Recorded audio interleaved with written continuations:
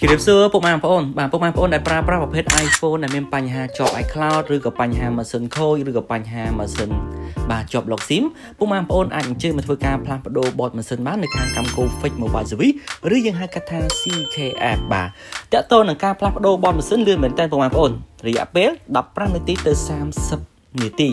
បាទអញ្ចឹងសពុកម៉ែបងប្អូនតើតើការផ្លាស់ប្ដូរបតម៉ាស៊ីនពុកម៉ែបងប្អូនអាចមើលជាងជំនាញយើងបានតើតើការផ្លាស់ប្ដូរបតម៉ាស៊ីន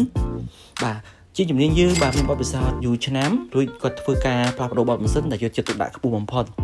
អញ្ចឹងរាល់ការយើងផ្លាស់ប្ដូរបតម៉ាស៊ីនហើយការយើងមានការធានារយៈពេលបាទ6ខែពេញតែម្ដងបាទលើផ្នែកម៉ាស៊ីនពុកម៉ែបងប្អូនបាទអញ្ចឹងពុកម៉ែបងប្អូនបានឃើញវីដេអូនឹងហើយក៏ចុច like មួយ share មួយដើម្បីទទួលបាន promotion ពិសេស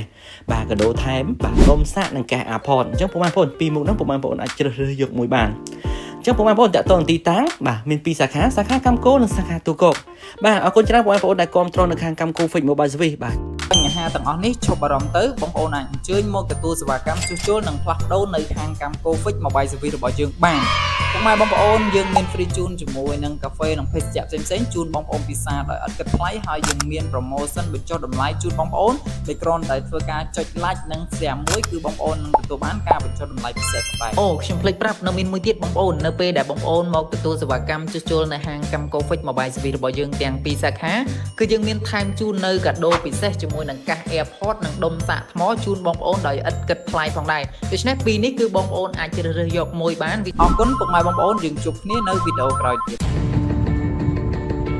កម្មគូ Fix មជ្ឈមណ្ឌលជួសជុលសប្តាហ៍ទំនើបធានានូវគុណភាពតម្លៃសមរម្យសេវាកម្មរហ័សទាន់ចិត្ត